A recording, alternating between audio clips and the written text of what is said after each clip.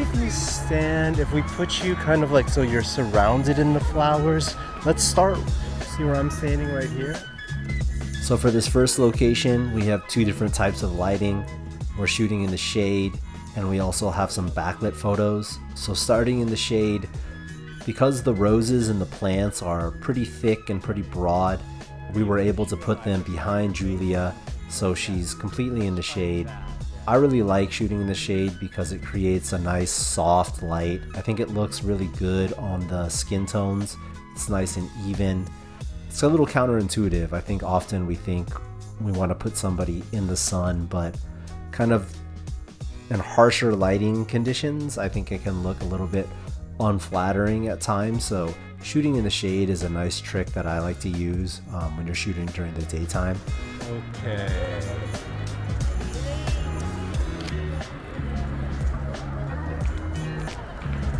Hold that. And also we have some backlit photos. So kind of by angling off to the side a little bit, we have the sun behind Julia, but we still have the roses and the plants to kind of fill the frame. And backlit photos, you've probably heard a lot about these by now. People talk about them a lot on YouTube, and yeah, for good reason. I think they're really pretty. You get that similar effect where because the sun is behind your subject, their face is also in the shade, so to speak, I suppose. It has like a nice soft quality to it, and then you also can get some wraparound from the sun, and it gives a nice edge light on the side. So this first spot, using the shade, using some backlighting, and we're able to create our first set of photos. Yeah, right? Moving on to our next location, we have some use of side lighting. So if you're unfamiliar, side lighting basically is what it sounds like. It's when the sun is coming in from the side. So we have Julia again up against the roses. We're kind of staying with that theme here, but by me turning or angling off to the side a little bit, and then some poses Julia is kind of turned as well. We have the sun coming in from the side, so half of her face is lit and then half of it is in the shade. So you get some nice dimension to the face into the frame. If we just lit it from the front, and if I was standing directly in front of her, it becomes a little bit flatter. But by moving again to the side and getting that side lighting, it gets some nice wrap and dimension to it. So this one, angling off to the side, created some side lighting. We got these photos that you're about to see here.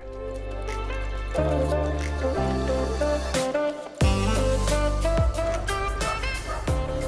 think there's like a crowd here. This is weird. I think maybe if it's something where it's like, oh, I'm sorry, where it's like here, so it's kind of like,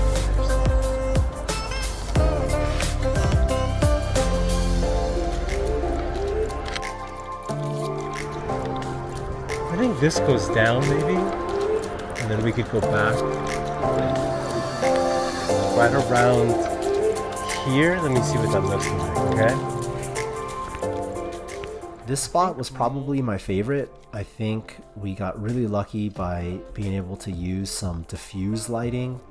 If you can see here to the left, there are these panels that are diffusing, kind of blocking the sun as it comes through. So it's softening the light. And you could think of it basically acting like a big softbox that you might have in the studio. So when you have the light coming in and hitting some kind of source that is kind of spreading out the light, it's going to make it a lot softer, and again, that can look really nice on skin tones. It doesn't have these like bright specular highlights that can be a little bit distracting. So we played a lot with this particular location where I was kind of standing off to the side.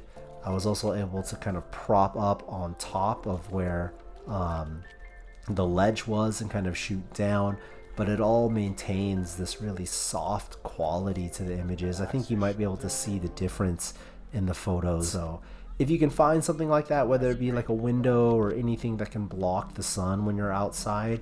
I know it's hard because, I mean, unless you bring something, you're just kind of reliant on what's in the environment. But we got lucky. We were able to create these kind of diffused light portraits here. I think these, again, were probably my favorite ones from the whole day. Take the rose and then hold it in your hands like this.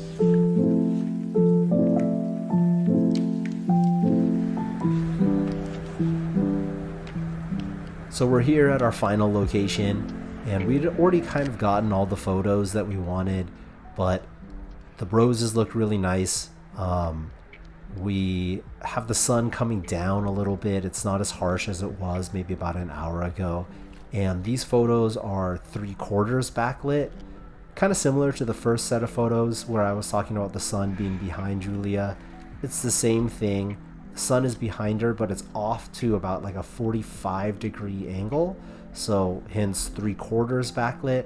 And what I really like about this style of lighting is you get the same effect of backlighting where you get this nice edge behind your subject, but their face is also in the shade, so it's that nice soft quality again. But sometimes when you shoot backlit, the experience I've had is it can be such high contrast that the face falls really deep into shadow and you kind of lose some of the details depending on exactly where the sun is behind your subject. And then in post, if you try to dig it out, it can introduce a lot of noise to the face, which doesn't look that nice. So with something being 3/4 backlit, you get more face kind of you get more light kind of wrapping around the face, so you don't have to process the image as much, and it just has that same backlit quality to it, but the sun is kind of helping you out a little bit by getting a little bit more of the face in the light. So I really like 3/4 backlit photos, and depending on where the sun is during the day, it kind of can look a little bit different. But these were the final photos that we got. Yeah.